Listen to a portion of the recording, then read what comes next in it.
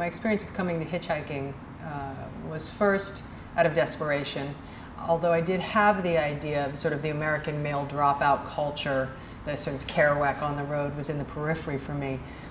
I had left home and I didn't have any other means of travel, and I had no money, so it was the obvious means of travel.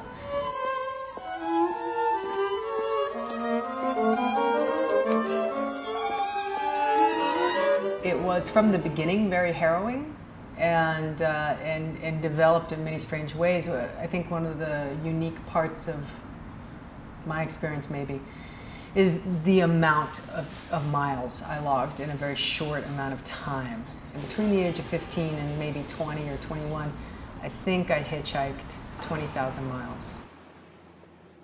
I remember being in the cab of this truck with this old guy who seemed like a grandfatherly old dude. Now, he did actually steal everything I owned about 5 hours later, but he seemed like a really grandfatherly old dude.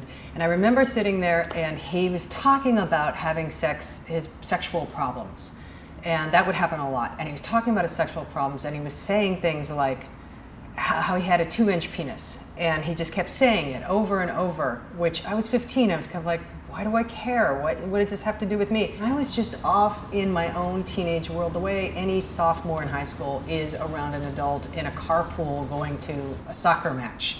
It was no different for me in that interaction until he stole everything I had, until he put his hand down my shirt, until I realized I couldn't go to sleep, and then everything changed. And so that was an entry point into that world and what kind of attention I had to pay to it. And I had up until then not really paid the same kind of attention that I came to pay to very small details. It was, I learned so much in so many different ways about how to survive. It formed who I am. It deeply formed who I am.